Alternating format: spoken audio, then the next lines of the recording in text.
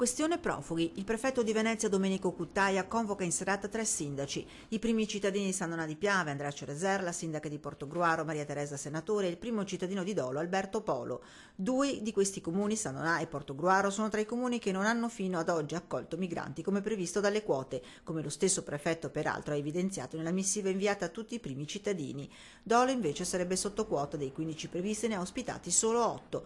Convocazione che giunge in concomitanza con la notizia dell'arrivo di un altro gruppo di migranti a cui trovare sistemazione, circa una quarantina. Verrà chiesto anche ad alcuni sindaci che ad oggi non hanno in qualche modo colloquiato di capire se ci sono anche strutture del privato sociale o magari in alcuni casi anche un appartamento con 4 posti per i comuni più piccoli.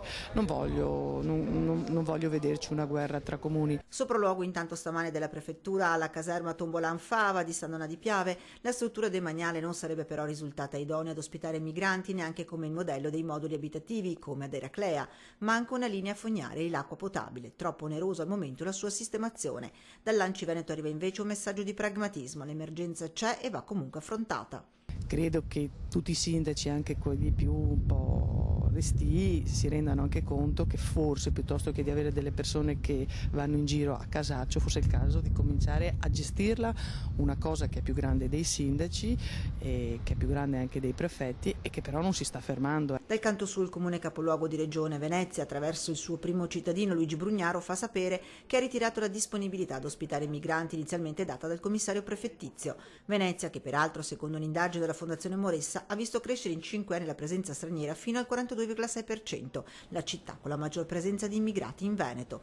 Comuni chiamati a rispondere all'emergenza, ma Lancia ancora una volta stigmatizza la necessità di muoversi su un altro fronte. Noi ribadiamo comunque che semplifichino e correggano a monte il problema delle procedure e dei tempi assolutamente inaccettabili per il riconoscimento dello status di rifugiato politico. Una presenza straniera, quella in Veneto, secondo i dati diffusi dalla Fondazione Moressa, che è di circa 500.000 cittadini stranieri, il 10,4% della popolazione complessiva, dato che ne fa una componente significativa sia dal punto di vista demografico ma anche sociale ed economico. Nonostante la crisi di questi 5 anni, infine, la popolazione straniera ha avuto una crescita media del 21,9%.